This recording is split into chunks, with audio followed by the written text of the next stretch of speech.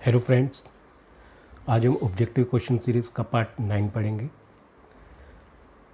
इस पार्ट में हम डिस्कस करेंगे इंटरनेशनल प्रोडक्ट लाइफ साइकिल के ऑब्जेक्टिव क्वेश्चंस के बारे में। हमने इंटरनेशनल प्रोडक्ट लाइफ साइकिल के बारे में एक डिटेल वीडियो लेक्चर भी बनाया था। अगर आपने उसको नहीं देखा है तो उसका लिंक आपको कमेंट बॉक्स में मिल जाएगा। उम्मीद करता हूँ आपने इससे पहले के जो 8 पार्ट हैं, पार्ट 1 टू पार्ट 8, वो भी देख लिए होंगे। अगर आपने नहीं देखे हैं तो उसके लिंक भी आपको कमेंट बॉक्स में मिल जाएंगे। अगर आपने इस चैनल को सब्सक्राइब नहीं किया है तो ज़रूर करिए, ताकि आपको हमारे आने वाली हर वीडियोस का नोटिफिकेशन सबसे पहले आपको मिल सके। Let's start. सबसे पहला टॉपिक डिस्कस करते हैं, meaning of international product life cycle. International product life cycle है क्या? देखिए, जैसे एक ह्यूमन बीइंग की लाइफ है, इसी तरीके एक प्रोडक्ट की लाइफ होती है। जैसे ह्यूमन बीइंग सबसे पहले पैदा होता है, फिर धीरे धीरे ग्रो करता है, फिर एक मैच्योरिटी स्टेज पे जाता है, फिर उसके बाद वो बुढ़ापा आता है, उसका वो यानी कि डिक्लाइन होना शुरू होता है, और एट द एंड मृत्यु को प्राप्त होता है। ठीक उसी प्रकार एक प्रोडक्ट की भी अपनी एक लाइफ साइकिल होती है। सबसे पहले प्रोडक्ट जो है वो इंट्रोडक्शन स्टेज में आता है, उसके बाद उसकी सेल्स और प्रॉफिट तेज़ी से बढ़ते हैं, यानी कि वो फिर ग्रोथ स्टेज भी अंदर एंट्री करता है। उसके बाद एक लेवल तक सेल्स और प्रॉफिट लगातार बढ़ते हैं और अपने मैक्सिमम लेवल तक पहुंचते हैं, और उसके बाद धीरे धीरे डिक्लाइन होना शुरू कर देते हैं। इसे हम मैच्योरिटी स्टेज कहते हैं। और फिर एक स्टेज ऐसी आती है जहां पर सेल्स और प्रॉफिट लगातार बहुत तेज़ी से गिरते हैं, इसे हम डिक्लाइन स्टेज कहते हैं। तो यानी कि इस स्टेज, चारों स्टेजेस को मिलाकर ही इसे हम प्रोडक्ट लाइफ साइकिल कहते हैं। पर ध्यान रहे, इंटरनेशनल प्रोडक्ट लाइफ साइकिल के बारे में हमें बड़ा ध्यान रखना पड़ता है कि ज़रूरी नहीं है कि एक प्रोडक्ट जो एक नेशन में जिस स्टेज में हो, दूसरे नेशन में भी उसी स्टेज में हो, क्योंकि डिफरेंट नेशंस में का जो एनवायरनमेंट है वो काफ़ी डिफरेंट होता है। अब जस्ट लाइक जो हाईली डेवलप्ड नेशंस हैं, वहाँ टेक्नोलॉजिकल बहुत तेज़ी से चेंजिंग आती रहती है। क्योंकि वहाँ टेक्नोलॉजिकल बहुत तेज़ी से चेंजिंग आती रहती है, तो वहाँ पर जो प्रोडक्ट का लाइफ साइकिल है वो काफ़ी छोटा होता है। इसलिए वहाँ जो प्रोडक्ट है वो बहुत जल्दी मैच्योरिटी और डिक्लाइन स्टेज में पहुँच जाते हैं। दूसरी ओर जो डेवलपिंग नेशंस हैं या अंडर डेवलप नेशन है, वहाँ पर टेक्नोलॉजिकल में चेंजिंग इतनी जल्दी नहीं आती। इस वजह से वहाँ पर जो है प्रोडक्ट की जो लाइफ साइकिल है वो कंपेरेटिवली बड़ी होती है। इसलिए हो सकता है कि आपका प्रोडक्ट एक नेशन में तो इंट्रोडक्शन स्टेज में हो, दूसरे नेशन में ग्रोथ स्टेज में हो, किसी और नेशन में वो मैच्योरिटी स्टेज में हो, और किसी और स्टेज में वो डिक्लाइनिंग स्टेज में हो। तो एक मार्केटर को इन अलग अलग स्टेजेस के अंदर अलग अलग मार्केटिंग स्ट्रेटेजी अपनानी होती है। इसलिए ज़रूरी हो जाता है एक इंटरनेशनल मार्केटर के लिए कि वो पहचाने कि उसका प्रोडक्ट जो है वो किस नेशन में किस स्टेज में चल रहा है, जिससे वो उसके अकॉर्डिंग ही अपनी मार्केटिंग स्ट्रेटेजी अडॉप्ट कर सके। Come to the next topic, that is the stages of product life cycle. 4 stages होती हैं: introduction stage, growth stage, maturity stage, decline stage. सबसे पहले इंट्रोडक्शन स्टेज। देखिए, सबसे पहले प्रोडक्ट जो है वो इंट्रोड्यूस किया जाता है। इंट्रोडक्शन स्टेज के अंदर लोगों को प्रोडक्ट के बारे में जानकारी नहीं होती, प्रोडक्ट के बारे में लोग अनअवेयर होते हैं। इसलिए प्रमोशनल खर्चे बहुत ज़्यादा किए जाते हैं, और यहाँ पर प्रमोशनल खर्चे करने का जो पर्पज़ होता है वो होता है लोगों को प्रोडक्ट के बारे में इन्फॉर्म करना। यानी कि जो मेन एडवर्टीज़मेंट वगैरह की जाती है उसका मेन मकसद होता है लोग हमारे प्रोडक्ट के बारे में जानें और उसे यूज़ करें। तो यहाँ पर प्रमोशनल खर्चे बहुत ज़्यादा होते हैं। जो कंपनी की जो सेल्स और प्रॉफिट्स हैं वो बहुत कम होते हैं, क्योंकि स्टार्टिंग है, अभी लोगों को प्रोडक्ट के बारे में ज़्यादा पता नहीं है, इसलिए इस प्रोडक्ट की ज़्यादा डिमांड नहीं होती। कंपनी का जो नेटवर्क है, यानी कि जो डिस्ट्रीब्यूशन नेटवर्क है, उसका भी बहुत ज़्यादा विस्तार नहीं होता, क्योंकि स्टार्टिंग स्टेज है। अभी डिस्ट्रीब्यूटर या मिडिलमैन इतनी ईजीली हमारे प्रोडक्ट को एक्सेप्ट नहीं करते हैं। तो यहाँ पर सेल्स भी कम होती है, प्रॉफिट भी कम होते हैं, और प्रमोशनल एक्सपेंसेस बहुत ज़्यादा करने पड़ते हैं। जहाँ तक सवाल है प्राइस का, प्राइस जो है वो डिपेंड करता है प्रोडक्ट पर। अगर आपका प्रोडक्ट जो है काफ़ी इनोवेटिव है तो इंट्रोडक्शन स्टेज में जो प्राइस काफ़ी हाई रखी जाती है। लेकिन अगर आपका प्रोडक्ट जो है एक सिंपल नेचर का है तो कंपनी जो है वो बाजार प्रवेश नीति यानी कि मार्केट पेनिट्रेशन पॉलिसी को अपनाती है, यानी कि शुरुआत में प्राइस कम रखती है। Next stage, that is the growth stage. Growth stage के अंदर जो है कंपनी के प्रोडक्ट की सेल्स और प्रॉफिट्स दोनों में बहुत तेज़ी से वृद्धि होने लगती है, बहुत तेज़ी से ग्रो करते हैं। यहाँ पर प्रमोशनल एक्सपेंसेस भी बहुत ज़्यादा खर्च करने पड़ते हैं। क्यों? क्योंकि अब जो है कंपटीटर भी आ जाते हैं, तो कंपनी को अपने प्रोडक्ट की खासियत के बारे में बताना होता है। यानी कि यहाँ पर जो प्रमोशनल खर्चे करने का जो मेन पर्पज़ है, वो पर्पज़ होता है अपने प्रोडक्ट की खासियत या अपने प्रोडक्ट की विशेषताओं के बारे में बताना कंज्यूमर्स को, जिससे कि वो हमारे प्रोडक्ट की तरफ अट्रैक्ट हो सके। इस स्टेज के अंदर सेल्स में बहुत तेज़ी से वृद्धि होती है, प्रॉफिट में भी बहुत तेज़ी से वृद्धि होती है, लेकिन प्रमोशनल खर्चे भी बहुत ज़्यादा होते हैं और कंपनी जो है वो कंटिन्यू ग्रो करती है। और इसका बेनिफिट्स यही होता है कि कंपनी का प्रोडक्ट जो है धीरे धीरे पॉपुलर होने लग जाता है और कंपनी के, लेकिन इसके साथ साथ जो है कंपटीशन भी बढ़ जाता है। अब जहाँ तक सवाल है प्राइस का, अगर कंपनी ने इंट्रोडक्शन स्टेज में मान लीजिए इनोवेटिव प्रोडक्ट था, काफ़ी हाई प्राइस रखी थी, तो इस स्टेज में प्राइस को थोड़ा कम करना पड़ता है, क्योंकि अब कंपटीशन का इंट्रोडक्शन हो चुका होता है, कंपटीटर भी हमारे जैसा प्रोडक्ट बनाने लग गए। लेकिन अगर कंपनी ने इंट्रोडक्शन स्टेज में मार्केट पेनिट्रेशन पॉलिसी अपनाई थी, यानी कि कम प्राइस रखी थी, तो उसके स्टेज के अंदर, ग्रोथ स्टेज के अंदर, क्योंकि डिमांड बढ़ जाती है, कंपनी प्राइस को बढ़ा सकती है। थर्ड आता है मैच्योरिटी स्टेज। मैच्योरिटी स्टेज के हम दो पार्ट में डिस्कस करेंगे। पार्ट 1 जिसके अंदर जो है सेल्स और प्रॉफिट ग्रो करते हैं, लेकिन एक स्टेज तक, एक पार्ट तक सेल्स भी ग्रो करती है, प्रॉफिट भी ग्रो करते हैं, लेकिन फिर सेकंड पार्ट के अंदर सेल्स और प्रॉफिट दोनों ही धीरे धीरे गिरने लगते हैं। यहाँ पर भी प्रमोशनल खर्चे काफ़ी करने पड़ते हैं कंपनी को, क्योंकि कंपनी का जो कंपटीशन का लेवल है वो काफ़ी हाई हो चुका होता है। कंपनी को अपने कंपटीटर के अकॉर्डिंग ही अपने प्रोडक्ट को डिफ्रेंशिएट करना होता है अपने कंपटीटर से। इसके अलावा कंपनी को अपनी सेल्स बनाए रखने के लिए बहुत सारी प्रमोशनल स्कीम चलानी पड़ती हैं, सेल्स प्रमोशन स्कीम, ताकि उसको मार्केट शेयर को वो कैप्चर कर सके। इसके अलावा जो डिस्ट्रीब्यूशन नेटवर्क है वो अपने चरम सीमा पर होता है, यानी कि उसका काफ़ी विस्तार हो चुका होता है, अब उसमें और कोई वृद्धि नहीं की जाती है। और जो कंपनी की जो सेल्स है वो अब धीरे धीरे डिक्लाइन होने लग जाती है इस पार्ट के अंदर, तो कंपनी को जो है दोहरी मार आती है। और इसके अलावा जो प्राइस है, प्राइस भी कंपनी को जो है अपने कंपटीटर के अकॉर्डिंग एडजस्ट करनी पड़ती है, बल्कि कम भी करनी पड़ती है। और जैसे जैसे प्राइस कम होती है तो कंपनी के प्रॉफिट पे दोहरी मार आती है, क्योंकि प्राइस भी कम हो जाती है और प्रॉफिट मार्जिन भी कम हो जाते हैं, तो प्रॉफिट मार्जिन जो है वो बहुत ज़्यादा तेज़ी से डिक्लाइन होते हैं। फोर्थ आता है डिक्लाइन स्टेज। डिक्लाइन स्टेज के अंदर जो है कंपनी की सेल्स और प्रॉफिट बहुत तेज़ी से डिक्लाइन करते हैं। यहाँ पर जो कंपनी है अपने प्रमोशनल खर्चे जो हैं उसको अब कम कर देती है। बजाय प्रमोशनल खर्चे करने की कंपनी क्या करती है, स्टॉक क्लियरेंस स्कीम निकालती है, इनकी स्टॉक को क्लियर करने के लिए स्कीम निकालती है, ताकि ज़्यादा से ज़्यादा स्टॉक को क्लियर कर सके। इसलिए कंपनी यहाँ पर जो है अपने प्रमोशनल खर्चों को बंद कर देती है। जो डिस्ट्रीब्यूशन नेटवर्क है जहाँ पर प्रॉफिट की बजाय लॉस होने लगता है, उनको बंद कर दिया जाता है। और इवन जब कंपनी तब तक अपने प्रोडक्शन को चालू रखती है जब तक कंपनी के प्रॉफिट उसको मिलते रहते हैं। एक स्टेज ऐसी भी आती है जहाँ जो कंपनी का प्रोडक्ट है वो प्रॉफिट अर्न करने की बजाय लॉस अर्न करना शुरू कर देता है, तब कंपनी इस प्रोडक्ट को बंद कर देती है, यानी कि कंपनी उस प्रोडक्ट को एक तरीके से उसकी डेथ हो जाती है।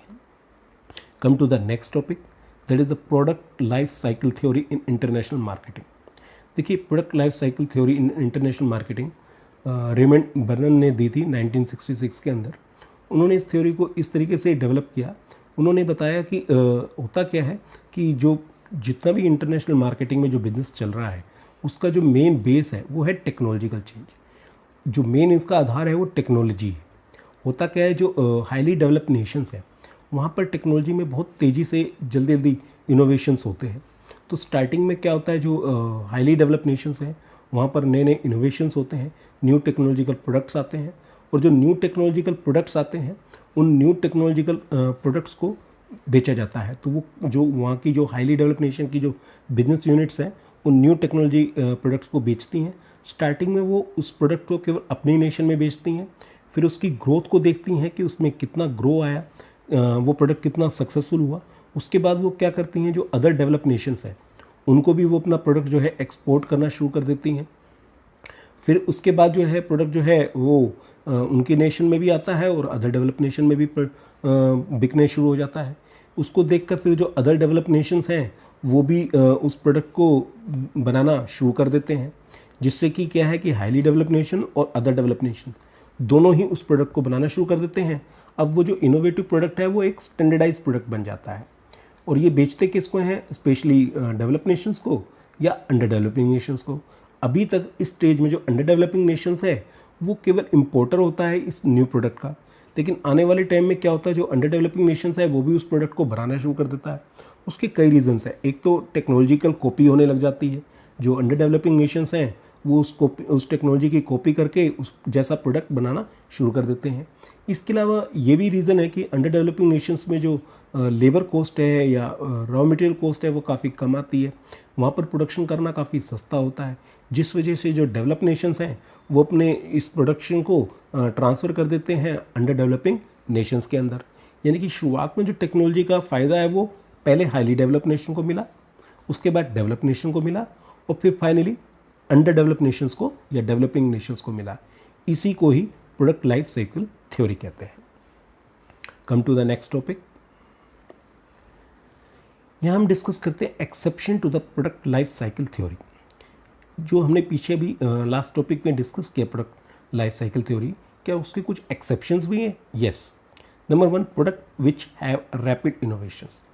ये प्रोडक्ट लाइफ साइकिल थ्योरी उस पर एप्लीकेबल नहीं होती जो प्रोडक्ट जो है काफ़ी इनोवेटिव नेचर के हैं और जिनमें बहुत जल्दी जल्दी चेंजिंग आती है।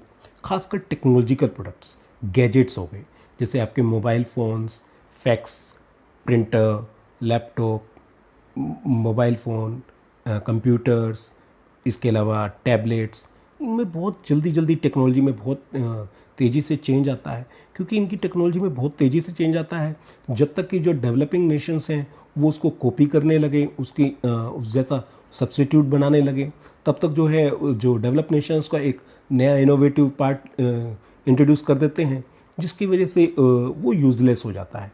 और जो कस्टमर है वो नेचुरली है हाईली जो टेक्नोलॉजी है, जो न्यू टेक्नोलॉजी है, उसके लिए पैसा खर्चना चाहता है। तो जो प्रोडक्ट हाईली रैपिड इनोवेशन वाले होते हैं उन पर ये थ्योरी एप्लीकेबल नहीं होती। सेकंड आता है आपका लग्जरी प्रोडक्ट्स। लग्जरी प्रोडक्ट्स वो होते हैं जिन्हें रिच पर्सन दिखावे के लिए खरीदते हैं। अब क्योंकि ये लग्जरी प्रोडक्ट्स हैं इसलिए उनको दिखावे के लिए ख़रीदा जाता है, तो जो इसके लिए जो उनके जो कंज्यूमर्स हैं वो हाईली प्राइस देने के लिए राजी रहते हैं।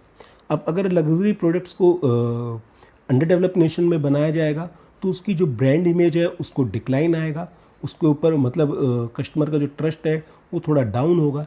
इस वजह से जो लग्जरी प्रोडक्ट्स हैं वो जो डेवलप नेशंस हैं जिन्होंने उसको टेक्नोलॉजिकली अपग्रेड किया है, इनोवेट किया है, वहीं पे ही बनाया जाता है, उसको डेवलपिंग नेशन में ट्रांसफ़र नहीं किया जाता। क्योंकि जो रिच पर्सन्स हैं वो हमेशा ही एक ब्रांड लॉयल होते हैं और उसके लिए हाईली प्राइस देने के लिए राजी होते हैं। तो यानी कि लग्जरी प्रोडक्ट्स पे भी जो प्रोडक्ट लाइफ साइकिल थ्योरी है वो एप्लीकेबल नहीं होती। Third, product based on complex technology. कुछ प्रोडक्ट ऐसे होते हैं जिनको बनाने की जो टेक्नोलॉजी होती है वो काफ़ी कॉम्प्लिकेटेड होती है, उसको समझना इतना आसान नहीं होता। उसको समझने के लिए काफ़ी स्किल चाहिए, काफ़ी नॉलेज चाहिए, और स्पेशली जिन्होंने डेवलप किया है उनको इसके बारे में ज़्यादा पता होता है। तो इसलिए जो ऐसे हाईली कॉम्प्लेक्स टेक्नोलॉजी वाले प्रोडक्ट्स हैं उनकी कॉपी करना भी जो डेवलपिंग नेशंस की कंपनीज़ के लिए इतना आसान नहीं होता। तो वो भी इस टेक्नोलॉजिकल का एडवांटेज नहीं ले पाते, क्योंकि उसको वो कॉपी कर नहीं पाते और उस जैसा प्रोडक्ट बना नहीं पाते। तो इसलिए इस जो हाईली कॉम्प्लेक्स टेक्नोलॉजी प्रोडक्ट्स होते हैं उन पर भी जो प्रोडक्ट लाइफ साइकिल थ्योरी है वो एप्लीकेबल नहीं होती। तो ये खासकर वो प्रोडक्ट्स होते हैं जिनकी टेक्नोलॉजी बहुत डीप होती है। कुछ कैपिटल गुड्स हो सकते हैं, इंजीनियरिंग प्रोडक्ट्स हो सकते हैं, तो जिनकी टेक्नोलॉजी इतनी डीप होती है जिसकी कॉपी करना इतना आसान नहीं होता। Come to the next topic, that is a factor affecting the product life cycle in international market. क्या क्या फैक्टर्स जो हैं वो इंटरनेशनल मार्केट में प्रोडक्ट लाइफ साइकिल को इम्पैक्ट करते हैं। Number 1, rate of technological development. देखिए जो एक प्रोडक्ट की लाइफ साइकिल है वो डिपेंड करेगी उस नेशन में कितना जो है टेक्नोलॉजिकल डेवलपमेंट होता है। जहाँ टेक्नोलॉजी का डेवलपमेंट बहुत तेज़ी से होता है वहाँ प्रोडक्ट का लाइफ साइकिल बहुत छोटा होगा। खासकर जो हाईली डेवलप्ड नेशंस हैं वहाँ पर टेक्नोलॉजिकल इनोवेशन बहुत रैपिडली होते रहते हैं, इसलिए वहाँ पर प्रोडक्ट का जो लाइफ साइकिल है काफ़ी छोटा होता है, क्योंकि थोड़े थोड़े समय में नए प्रोडक्ट आते रहते हैं। दूसरी ओर जो डेवलपिंग नेशन या अंडर डेवलप नेशन है, वहाँ पर टेक्नोलॉजिकल इनोवेशन बहुत स्लो रेट से चलते हैं। इस वजह से वहाँ पर प्रोडक्ट का जो लाइफ साइकिल है वो काफ़ी लंबा होता है, बड़ा होता है। Second, protection bye patent. अगर मान लीजिए एक कंपनी जो मैन्युफैक्चरर है उसने अपने प्रोडक्ट की जो इनोवेट किया है उसको पेटेंट से सुरक्षित कर रखा है, उसका पेटेंट ले रखा है, सिक्योर कर रखा है, तो उसकी कॉपी करना आसान नहीं है, क्योंकि बिल्कुल सेम टेक्नोलॉजी का यूज़ करके कोई भी उसका कंपटीटर वैसा प्रोडक्ट नहीं बना सकता है। इस वजह से उस प्रोडक्ट की जो लाइफ साइकिल है वो काफ़ी बड़ा होगा। लेकिन अगर मान लीजिए उस कंपनी ने उसका पेटेंट नहीं करवाया है तो नेचुरल बात है कंपटीटर उसका आसानी से कॉपी कर लेंगे और जो प्रोडक्ट की लाइफ साइकिल है वो कम होगी। तो ये कि जो पेटेंट है वो भी बहुत बड़ा डिटरमिनेशन होता है एक प्रोडक्ट की लाइफ साइकिल तय करने में। Third, entry of competitors. ये भी ध्यान रखना, इस पर भी डिपेंड करेगा प्रोडक्ट लाइफ साइकिल के पर कि जो कंपटीटर है वो कितना आसानी से एंट्री कर सकते हैं। अगर मान लीजिए कंपटीटर की जो एंट्री है वो काफ़ी इजी है, यानी कि कंपटीटर बड़े आसानी से प्रवेश कर सकते हैं, तो उसका दिक्कत यह आएगी कि ज़्यादा से ज़्यादा कंपटीटर होंगे तो ज़्यादा से ज़्यादा प्रोडक्ट इनोवेट होंगे और इसका जो प्रोडक्ट की लाइफ साइकिल पे नेगेटिव इम्पैक्ट पड़ेगा, यानी कि प्रोडक्ट की जो लाइफ साइकिल है वो छोटी हो जाएगी। लेकिन अगर कंपटीटर का जो प्रवेश है यानी कि जो एंट्री है वो इतनी आसान नहीं है, उसके ऊपर कई सारे रिस्ट्रिक्शन है, कंपटीटर आसानी से प्रवेश नहीं कर सकता है, तो जो कंपनी का प्रोडक्ट की लाइफ साइकिल है वो काफ़ी बड़ी रहेगी, क्योंकि आसानी से उसकी कॉपी नहीं हो सकती, उसके कंपटीशन में कोई दूसरा प्रोडक्ट नहीं आ सकता। Come to the next topic, that is the utility study of product life cycle. जो प्रोडक्ट लाइफ साइकिल है उसको पढ़ने के फ़ायदे क्या हैं? Number 1, helpful in product planning and development. ध्यान रहे, एक जो इंटरनेशनल मार्केटर है वो अपने प्रोडक्ट लाइफ साइकिल थ्योरी को अंडरस्टैंड करके ये तय कर सकता है कि उसको कब प्रोडक्ट प्लानिंग या डेवलपमेंट करना है, यानी कि कब उसको अपने नए प्रोडक्ट को इंट्रोड्यूस करना है या कब उसको अपने एग्जिस्टिंग प्रोडक्ट के अंदर नए नए फीचर्स को ऐड करना है, उसको मॉडिफाई करना है।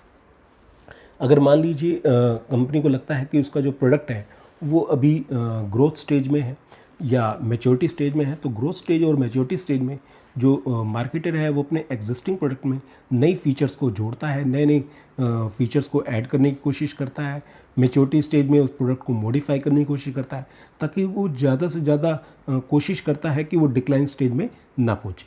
लेकिन जब प्रोडक्ट डिक्लाइन स्टेज में पहुँच जाता है तो नेचुरल बात है उस प्रोडक्ट को रिप्लेस करने की ज़रूरत महसूस होती है और एक नया प्रोडक्ट लाने की ज़रूरत महसूस होती है। Second, helpful in price determination. जो प्रोडक्ट लाइफ साइकिल का जो थ्योरी की अंडरस्टैंडिंग है वो प्राइस को डिटरमाइन करने में भी हेल्पफुल करती है एक मार्केटर को।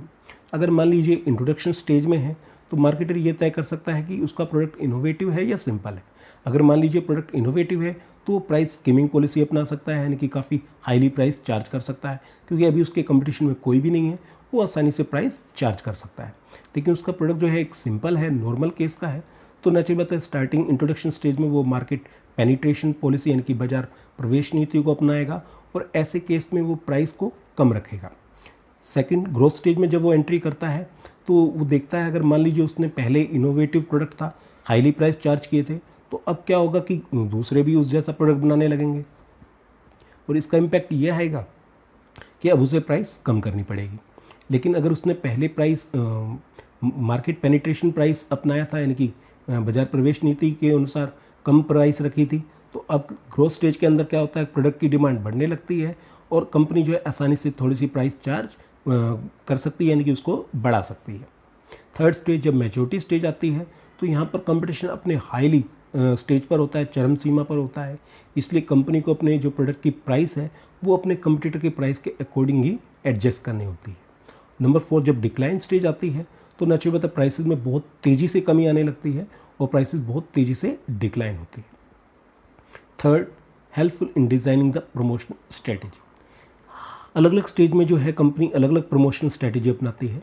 जहाँ तक सवाल है इंट्रोडक्शन स्टेज का, इंट्रोडक्शन स्टेज के अंदर जो प्रमोशनल स्ट्रेटेजी होती है वो होती है एडवर्टीजमेंट कैंपेन चलाना, ताकि ज़्यादा से ज़्यादा लोगों को अपने प्रोडक्ट के बारे में इन्फॉर्म किया जाए, क्योंकि प्रोडक्ट नया है, लोगों को प्रोडक्ट के बारे में पता नहीं होता, तो अवेयरनेस फैलाना बहुत ज़रूरी होता है। इसलिए ज़्यादा से ज़्यादा जो एडवर्टीजमेंट कैंपेन चलाया जाता है वो प्रोडक्ट के बारे में इन्फॉर्म करने के लिए चलाया जाता है।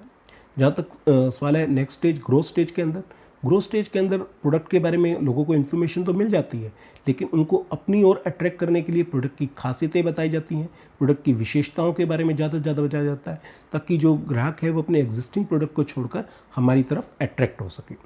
तो यहाँ पर भी प्रमोशन पे बहुत ज़्यादा खर्च किया जाता है। जो तीसरी स्टेज आती है that is a maturity stage. ये स्टेज बहुत ख़तरनाक होती है, क्योंकि यहाँ पर जो कंपनी की जो सेल्स है वो लगभग अपनी चरम सीमा पर पहुंचकर गिरने शुरू कर देती है। तो यहाँ पर क्या किया जाता है, कंपनी जो अपने प्रोडक्ट के अंदर काफ़ी चेंजिंग लाती है, मॉडिफिकेशन करती है, कुछ नई नई फीचर्स जोड़ती है। तो उन नए फीचर्स, उन नए मॉडिफिकेशन के बारे में ग्राहकों को बताना बहुत ज़रूरी होता है। इसके अलावा कंपनी को प्रमोशनल स्कीम चलानी पड़ती है। तो प्रमोशनल स्कीम यानी कि फ्री गिफ्ट, कूपन्स एट्सेट्रा, ये सारी चीज़ें करनी पड़ती हैं, उसके बारे में ग्राहकों को बताना बहुत ज़रूरी होता है। और फोर्थ एंड लास्ट स्टेज जब डिक्लाइन स्टेज आती है, तो वहाँ पर जो है कंपनी अपने प्रमोशनल खर्चे बहुत कम कर देती है या लगभग बंद ही कर देती है, बल्कि कंपनी प्रमोशनल खर्चे करने के बजाय स्टॉक क्लियरेंस यानी कि स्टॉक को क्लियर करने के लिए स्कीम चलाती है, ताकि कंपनी अपने स्टॉक को जल्दी से जल्दी ख़त्म कर सके। Thanks for watching this wonderful video. अगर आपने इस चैनल को सब्सक्राइब नहीं किया है तो ज़रूर करिए, ताकि आपको हमारी आने वाली हर वीडियोज़ को नोटिफिकेशन सबसे पहले मिल सके। अगर आपको ये वीडियो पसंद आई है तो आप इसको ज़रूर लाइक करिए और अपने दोस्तों के साथ शेयर करिए। न केवल अपने ही कॉलेज के दोस्तों के साथ शेयर करिए, बल्कि अदर कॉलेज के दोस्तों के साथ भी ज़रूर शेयर करिए। अगर आपको जो भी हमारे आज टॉपिक डिस्कस किए हैं उसके बारे में कोई भी क्वेश्चंस है तो आप कमेंट बॉक्स में अपने क्वेश्चंस पुट आउट कर सकते हैं। हम आपके क्वेश्चंस का आंसर देने की पूरी कोशिश करेंगे। Thank you.